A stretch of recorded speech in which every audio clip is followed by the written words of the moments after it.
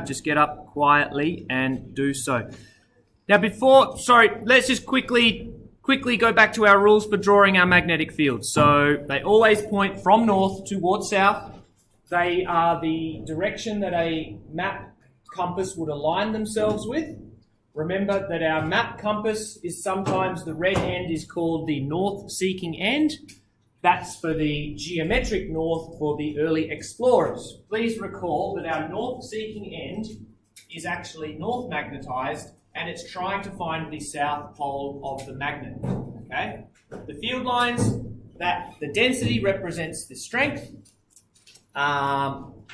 They always, external field lines in a magnet will run from north to south. We draw them symmetrically, and you need to encounter as many different combinations of magnetic fields as can be expected. The Earth is a giant magnet, sort of. Field lines travel from the south geographic up to the north, so you can pretend that there's a bar magnet in there. Let's continue now to the magnetic fields can be produced by moving charges. This was discovered by Hans Christian Ørsted.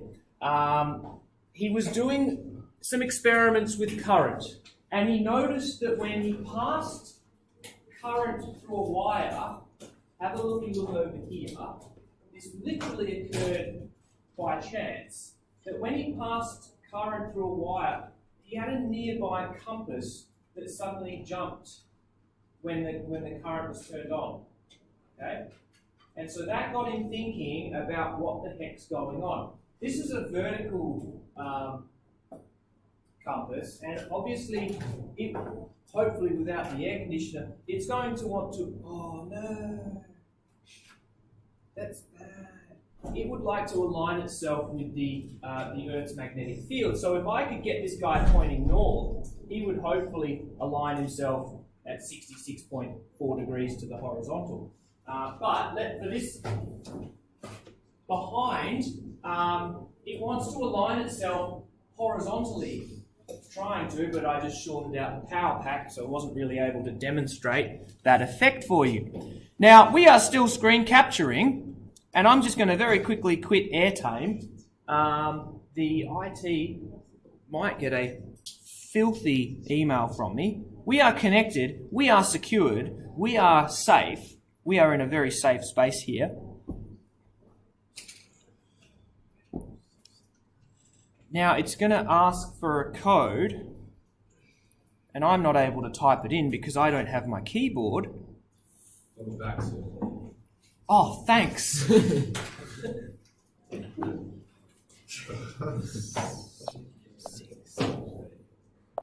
Must have left it in my other trousers.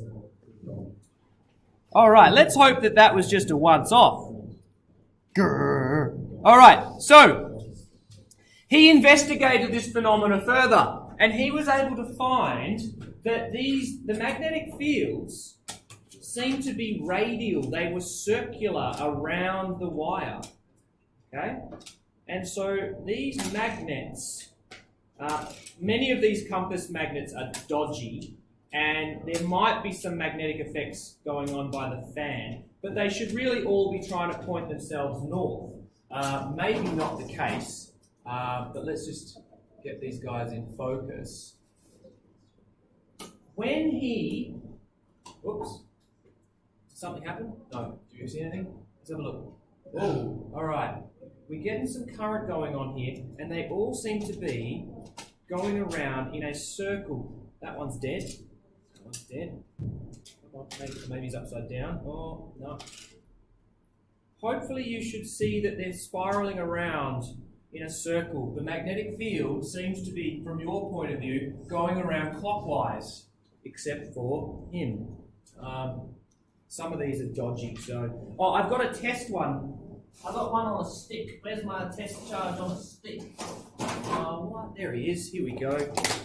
So here's my little test compass, and I might be able to put him around. Let's turn him over. And again, it's got... Ooh, don't wobble like that. It's circulating around. All right? Okay? And also, watch this. If I reverse the direction, this is not going to work because these compasses are dodgy. If I reverse the direction, there we go. Thank you, Joseph. Yeah, yes, we welcome audience interactions. The direction of the magnetic field changed. Okay, so if the charge is flowing one way, you get field lines going in a certain direction. If we change and have the current going the other way, it flipped the magnetic field, and the compasses flipped as well. Okay, so keep that in mind. We now need to introduce a rule that has some convention. So could you please write underneath here? Well, you've already got the right hand grip rule. Okay, your thumb, and I'm going to do this in red because from this point forward, my red arrows are going to represent the flow of charge. So for current,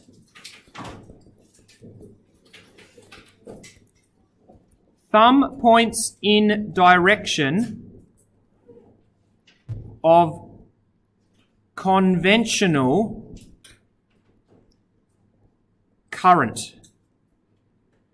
Now, you may have heard this term conventional current in the year 11 electrical physics topic. That is the flow of positive charge.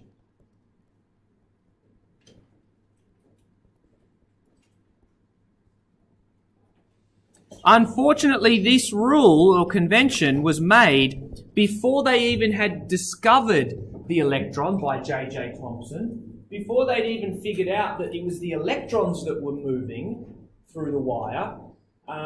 They actually thought positive charge was drifting through this conducting wire. Turns out they had it the wrong way, but the convention had already stuck, and all the rules of the directions of forces and fields had already been set. So, when we talk about current, from this point forward, if it's not mentioned, it's conventional. If it just says a current of 2 amps, that is the flow of positive charge. Sometimes they might write electron current, in which case you literally have to flip the direction of your thumb.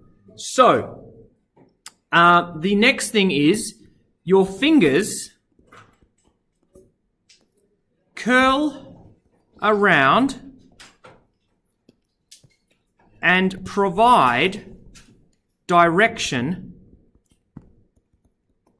for the magnetic field. Okay. So this now sort of breaks down. We said that our field lines will go from north to south. Well, these field lines, they're trying to find a south pole. They're coming from a north, but there is no north or south. Okay, it's just a radial direction of a field. Okay, you put a compass map there and it aligns itself. That's what Ørsted discovered. So, have a look here, gentlemen. I want to give 2 different diagrams. So if you have this little region here, split it in half. If we could imagine some electrons drifting through a wire like so, traveling right, that is negative charge traveling to the right, and so the positive charge is moving left. If I move a coulomb of electrons to the right, that is no different to me moving a coulomb of protons to the left. So, let me get rid of this screen. Oh, yeah, let's do that. Sorry about that. So, could everyone hold their hand out towards the whiteboard? Hold your hand out towards the whiteboard. Place your thumb pointing left. Ro, please don't.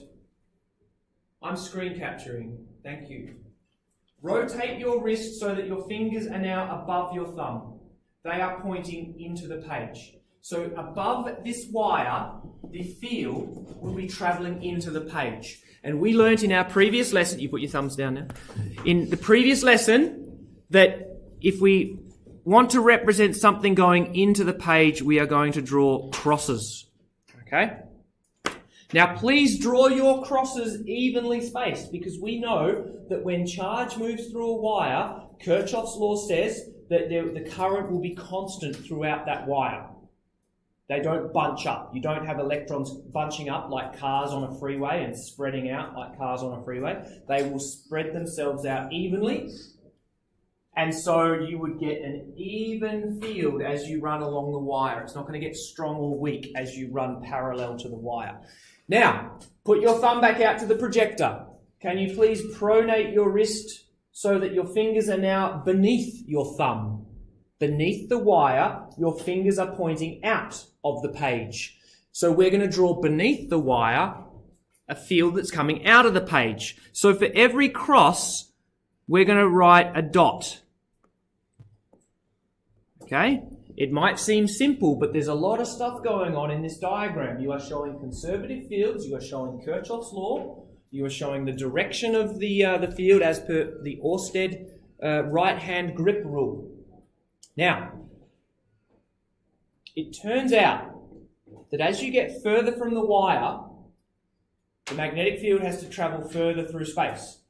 It's a radial field, and the strength will vary as per the circumference of a circle. So it's actually proportional to 1 on r. So as you double the distance, you get half of the field strength.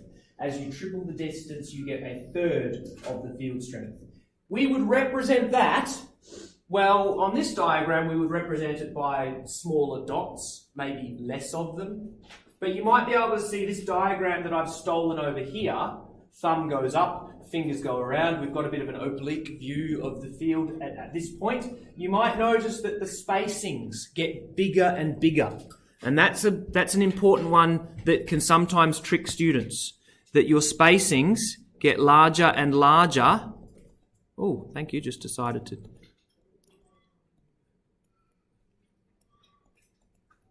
So just please make a note.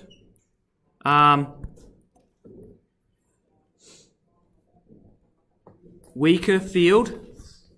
Field.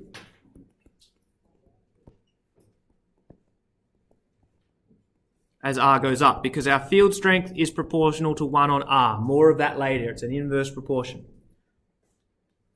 Well, I don't like oblique views, so let's just, in this space here, could we draw a top-down view of it? Let's take this wire and stare at it with our eyeballs such that the current is going into the page. So now my red pen, which represents charge or current, is now going into the page. Gentlemen, hold your thumb to the board. Point your thumb in towards the board. Wherever your fingers are, that will show you the direction of the field. So it doesn't matter where your fingers are. I know that these field lines are going to be traveling clockwise as viewed from here. Okay? So we need to draw a clockwise radial field that gets weaker as you get further from it. So, if you were ever asked, you need to draw a few lines, you would draw one really close together, going clockwise. Then obviously an arbitrary distance away, and then further away, and then further away, and then further away, and then you get the idea, further and further away. Okay? But we're not going to destroy these lovely images. As long as you can show circular arrows that are traveling clockwise that get further and further spaced apart. Okay? Cool. Let's continue. So my student that I stole these diagrams for, he made some really nice diagrams. Again, here's current going out of the page. So again, just while this is all fresh to you, get your thumb, hold it out in front of you, point the thumb out away from the projector, and your fingers are then going to track. Oh, hang on. No, that's right. Fingers are going to track anti-clockwise. Here, thumb pointing up, field line going that way. Okay, over here. This is now a side-on view of the wire. Yes, Robert Lee, what is it? No. If you're never told anything, you assume that that's the direction of conventional current. So thumb points into the page, field lines travel clockwise. Now, over here, I don't quite like this diagram because he's only drawn the field in one particular spot. So let's just finish it for him. Let's just go, again, evenly spaced apart. for as long as there is current flowing up and down this wire,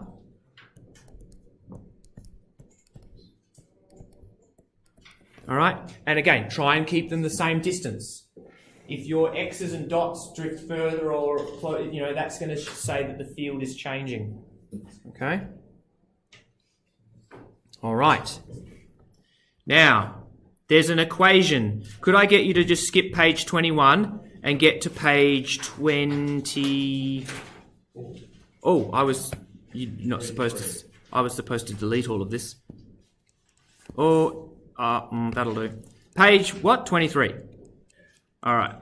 So, there is an equation in your book, and the equation in your book talks about the strength of a field.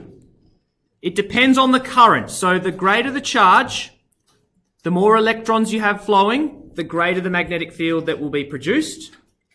And then it's spread out over the perimeter of a circle, and so it's divided by 2 pi r.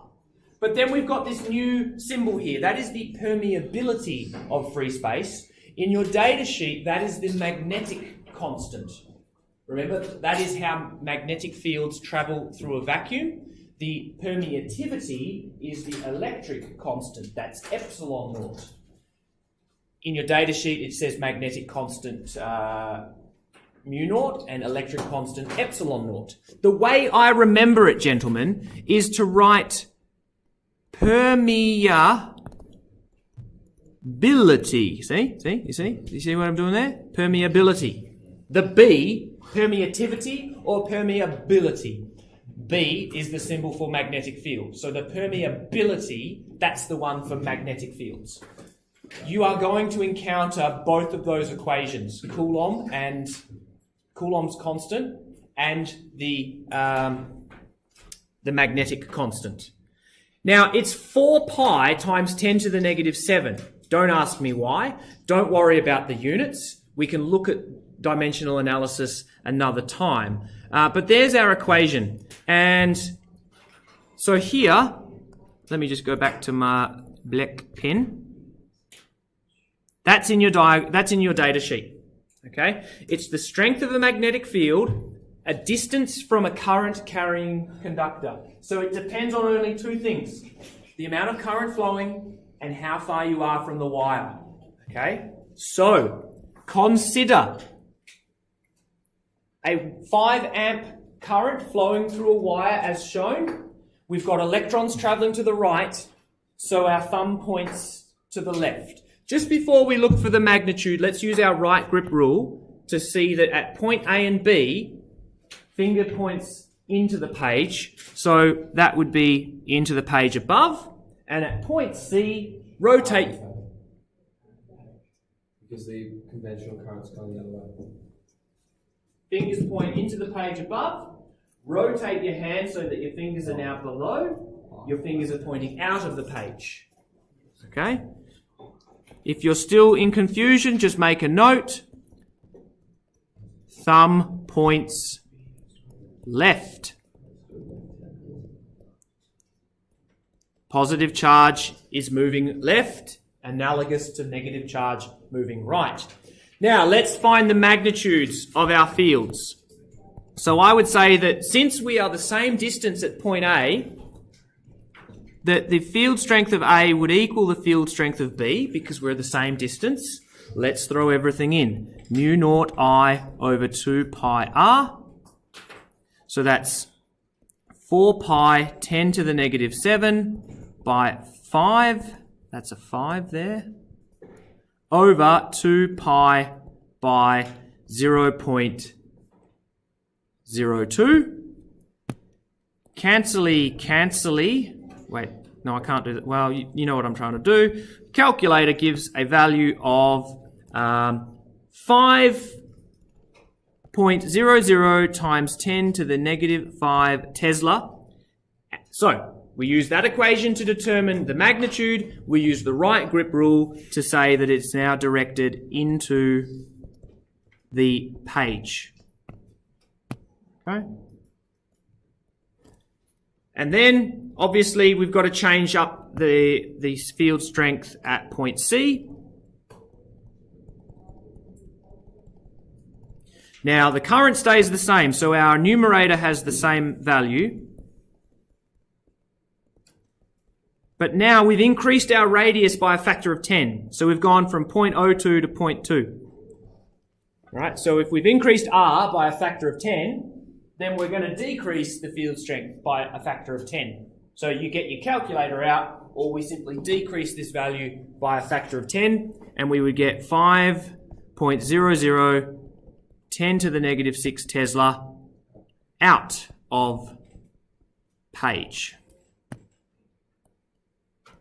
Okay? All right. Now, this was a question that appeared last year's WACE exam. This is fresh content. Okay? Have a quick look-see. An experiment was conducted to determine the effect of an external magnetic field. So the external magnetic field is represented by these parallel lines travelling to the right. We don't care what made it, but we've been told that it's an external magnetic field. And looking at it, it's nice and uniform. All right, equal spacings, equal density. We then place a wire. Oh, by the way, let's just add the field strength as 32 micro Tesla. And then we placed a wire into that field at right angles and directed the current into the page with that current here, 0.285 amp or 285 milliamp. And we are given a point to the right of the wire by 8 millimeters. And using the information above, we want to find a few things. The magnitude of the field due to the current in the conductor. Well, that's an easy one. Where's my working out? Maybe I have to do the working out over here. That's an easy one. That's just going to be B equals mu naught I over 2 pi R 4 pi by 10 to the negative 7, 0.285 over 2 pi 8 by 10 to the negative 3. Would somebody be able to work that out? I think it's about 6 or 7 times 10 to the negative 6.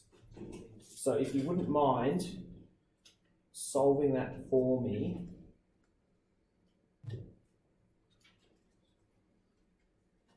It'll be the same magnitude, but about 6 or 7. 7.2 rings a bell. I erased it just 10 minutes ago. What? 7.12 times 10 to the negative 6. Cool. Thank you very much. Sweet. So, and using the right grip rule, we can figure out the direction. So, ignoring the external field, let's just look at this little wire. Get your thumbs, because you're still fresh to this. Put your thumb pointed into the whiteboard, then put your fingers in the location of A. Your fingers are pointing down. So, this wire is producing a clockwise field, and at point A, we were able to figure out that it had a magnitude of that and a direction downwards. Okay? Now, one question that I skipped, because I just took some screenshots and obviously there was a part 2. The net magnetic field.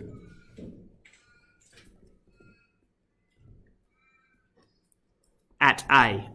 So now we've got 2 different magnetic field vectors. The external magnetic field is right with a magnitude of 32 microtesla. We need to add down 7.12 microtesla. At that point, we're doing a bit of Pythag. Oh, look. Remember I said we're going to be doing Pythag everywhere. So, you've got 32 microtesla, 7.12 microtesla, and here at point A, that is the net magnetic field. We're not going to solve it because we've done Pythag and tan to death. But you can see that it's going to be a little bit bigger than 32, and it's going to be directed right a certain angle downwards, maybe 20 degrees-ish. Yes? Cool. At that point. Now, We just did that at one point. Point A. We could do it at point B. We could do it, don't draw this by the way. Don't draw this, just look with your eyeballs. We could do it at point C, we could do it at point D. Equidistant, we could do it. And what's going to change? Well, over here, it would be up, same magnitude. Up here, it would be stronger because it's working in the same direction. Down here, it's 32 less 7.12 because at point C, they're cancelling each other out, or at least opposing, right? So now, the next question, sketch the resultant magnetic field around the conductor. What you need to do is combine these two fields. You combine the vectors of the external magnetic field, and then you're going to combine this. So obviously you are not to draw this on the screen. Now, this was very poorly done last year, and lots of students actually sketched it on the conductor around, because you know they're putting it here, but they actually wasted. Scarza wanted you to draw a new diagram in the space below. There was like a third of a page left blank, and half the kids all just did that. You are not getting the full marks because you can't show the net magnetic field. Let's go off to the side if you have the room. This is the most difficult part of this week. Hold on for a second, Mahoney.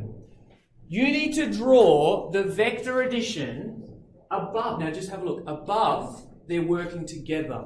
There would be a stronger field. So I'm going to draw a greater density.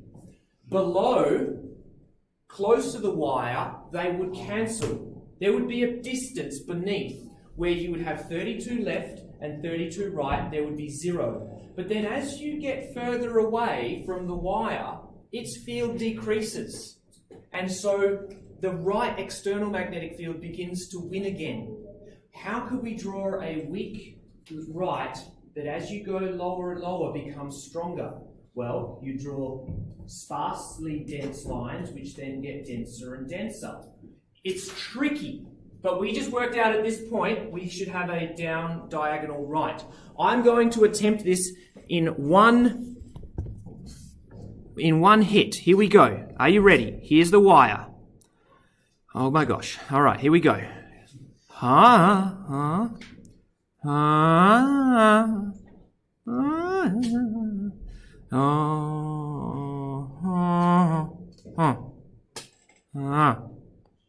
There we go. Done. And maybe, no, that'll do. In fact, I'm just going to drag these bad boys up a bit. Just tiny bit. And I'm going to redraw this one because they needed to enter parallel. Okay. Just get that. That is the answer. I will explain it in about 5 seconds as you copy it down. Please. So it might be, okay, it was only worth 2 marks. And if you got the arrows going right and more lines above, you're going to get 1 mark. But you need to show a void down here underneath. And then there needs to be more above, so more dense above than below. So again, maybe I would draw that one a bit lower. But at very least, you've got to have 3 lines above and only 2 below to represent a strong field above and a weak field below. Now, there's always a little bit of confusion about why is that little nipple there going up and not down. And I will hopefully attempt to show you. If we look at what the magnetic field of the wire is doing here, it's going down and left. Wait to make sure I got that right. Up and left, down and left. Yeah, so here, there's a, yeah, okay. So here, it's it's difficult to see, but it's going down and left. So if we have a down and left from the radial field and a right, the overall is down and right. And this region here is down and right. Okay? It's counterintuitive, or not counterintuitive, it's down and right. And then over on this side, you've got up and left with a right. And so the net magnetic field at this point is going to be up and right. And so that's what we see on the left side beneath is up and right. So you get this little upwards nipple. Directly beneath the wire, it's perfectly horizontal. There is no vertical component in either magnetic field. No vertical. Well, that's going to be directly beneath the wire. No vertical. Okay? Again, as we go through this topic, we will encounter more and more combined net magnetic fields. And the more that you see, and if you get a question in an exam that has a wire near a magnet and draw them, you'll be able to draw it using all of these rules. Okay? Okay.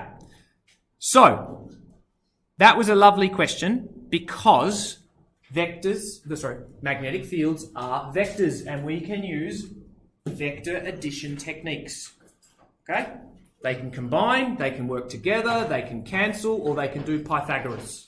And that's what this is showing. They're combining together, they're cancelling, and they're doing Pythagoras, where they're curving. Yes, Patrick? In terms of like relative difficulty, is that a difficult question in the WES exam last year? No, it was a 7-mark question. Many students were getting 1 out of 2 for B, and I can't remember what question C was. Yeah, sure.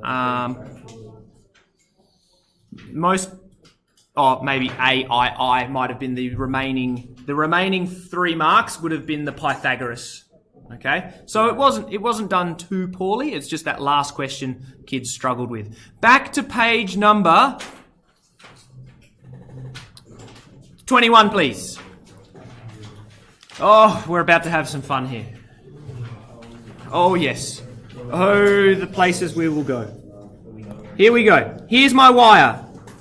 Man, that is a sweet wire. All right. Above the wire, is the magnetic field going into the page or out of the page?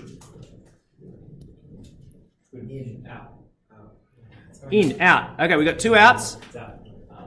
3 outs, 4 outs, 5 outs. The outs have it. Could you please, again, draw your outs evenly spaced, and then for every out, you're going to draw an in. So I've just realised I've just given myself more work than I want to do. Equally spaced. All right, now, I want you to draw that. Then, I want you to imagine taking that wire and curling it in a loop, like so.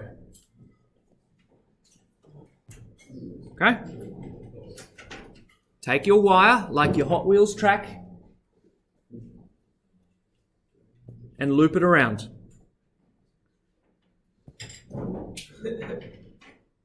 No. Wait. You just, now, let's take our dots. Same spacing around, so we're, maybe the same current. Same spacing around. And then again, for every dot, draw a cross.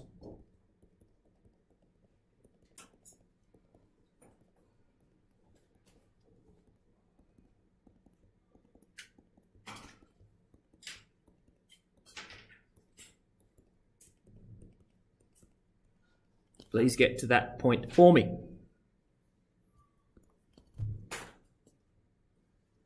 Cool.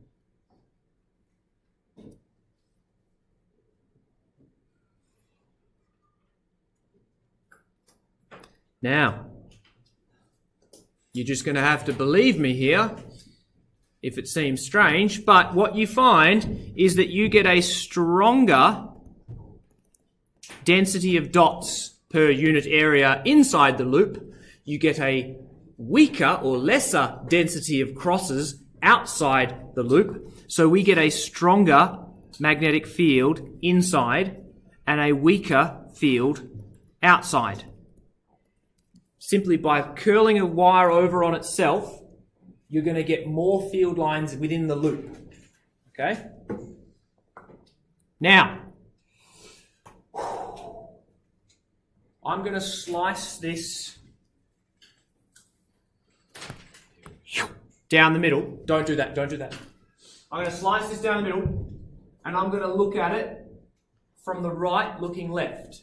So imagine Mr. Murray just stood there and looked at it. What would he see? Now I'm going to draw his perspective down here. You're now looking at a cross section of your loop. The top one, it is traveling away, and the bottom one is traveling towards. Okay? So again, here's Mr. Murray looking at the cross section. I've sliced my loop, and I'm looking at the wire at the top and the bottom. Okay, happy with that? Cool. So now, side on, let's look at the top wire. I'm going to see field lines going above the wire, they're going right, and beneath the wire, they're going left. And then at the bottom, I'm going to see above the wire, they're going left. And, it's the right grip rule. Okay, let's do the right grip rule again. You guys are getting good at the right grip rule. Let's use the right grip rule for our top wire. Above the wire, traveling right. Beneath, traveling left. Now, this is the cool thing. If you've got wires traveling in opposite directions, the region between works together. Don't believe me? Do the right grip rule on the bottom. Thumb points out. Between the wires, we're moving left. So now I want you to draw basically what's beneath. The answer's just below, but don't look at it. We're going to draw the net magnetic field. I'm going to cheat.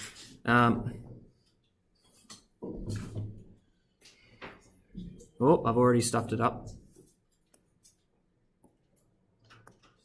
And then maybe one more. Now, be careful here because it is not a perfect circle. All right? Oh, man, that's shoddy. That's shocking. Just try and copy the image below. It is not circular. They have bulges. But let's just add our arrows.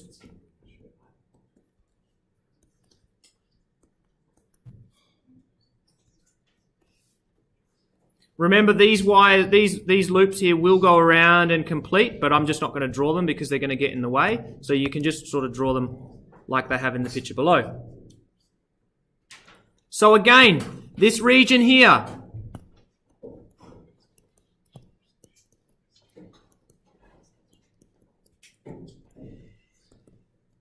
they combine together. In this region, both wires, J-bond, both wires in that region going left. But then, and this is where students often miss, this region here, that's where they're cancelling. I'll say oppose. Okay? And so, again, you can't just draw a radial field like the page before it. You can't do that because you've got two magnetic field effects going on and you've got to draw the net. So you've seen in the diagram below, they've got a space here, and that's because in this region, they're fighting each other. The top wire is trying to it's producing a weak left, and the bottom wire is producing a strong right. So obviously, yes, the rights win, but there needs to be a little bit of a void here to show that the left has been in a bit of a vector battle and the net field is a weaker left. Okay? And so that is shown by these little voids. Happy, happy? Cool. This thing's been sitting here all this time. Let's bring in a loop of wire. And basically, we'll confirm everything we already know using the right grip rule. So, this now becomes important that I mean, up in year 11, it's like, don't worry, reds and blacks, we don't care. Just plug the damn thing in. Now, the red is your positive terminal, black is the negative, and so your positive charge will go through the red arrow, through the red cable, and your thumb goes through the red and then returns to the black. Okay, so if I place my little compass maps here around our loops, okay, hopefully, well, maybe they're all trying to find north. Put my little buddy in there too. Oh, there he goes. Oh, yes, you can. Yes, I can. Yes, I can. Oh.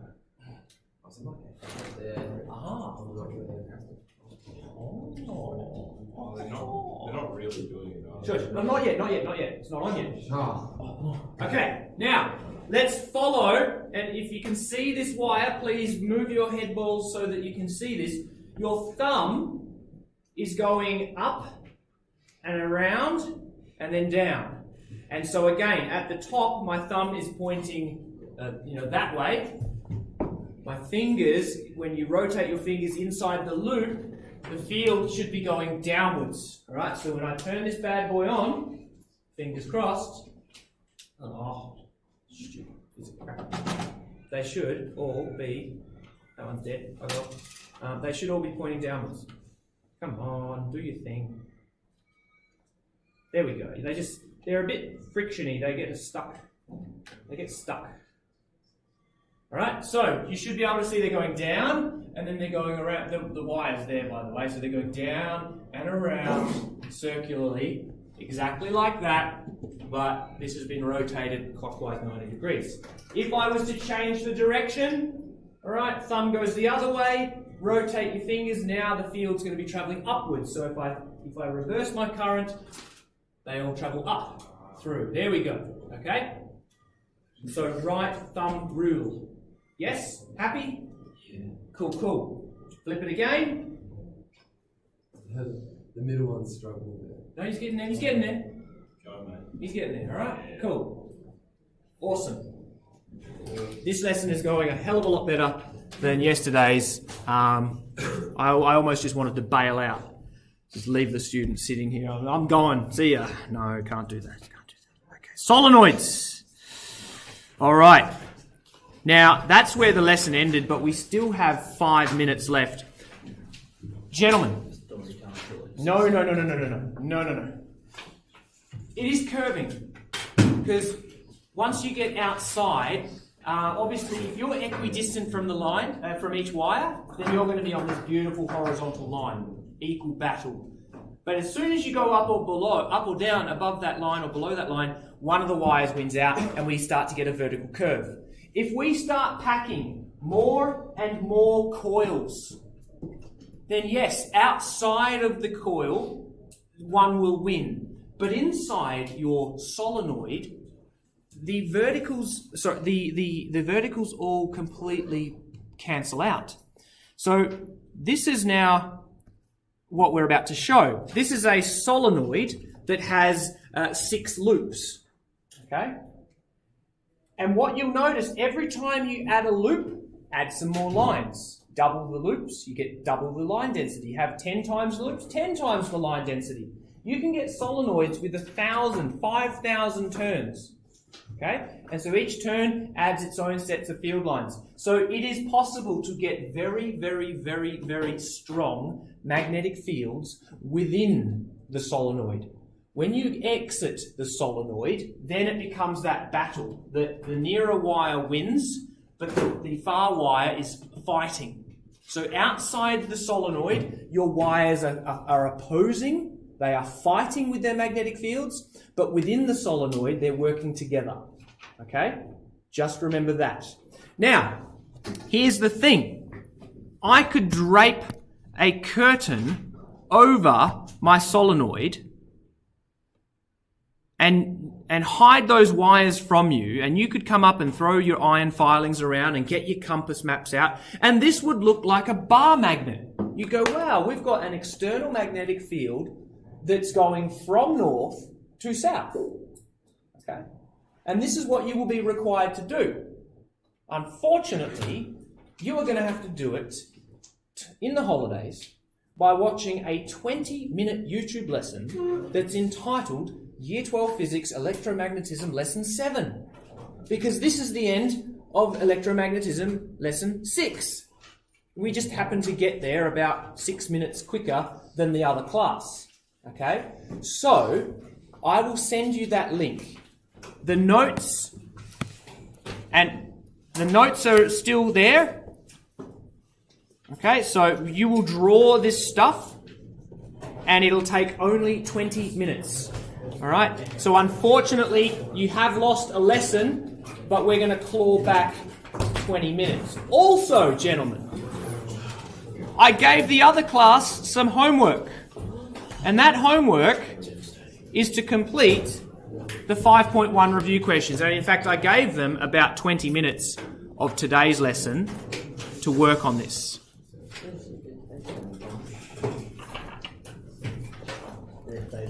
Also, I gave them the option to do this validation skills test in their own time, test conditions 13 minutes.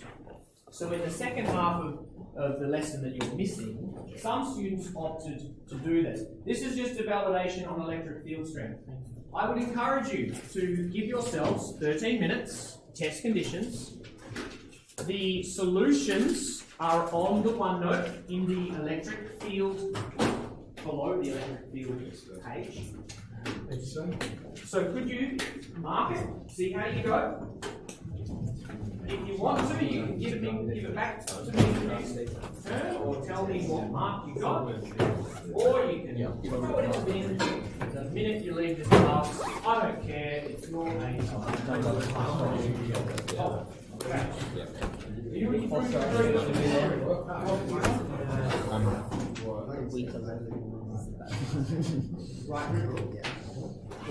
How about we do that now?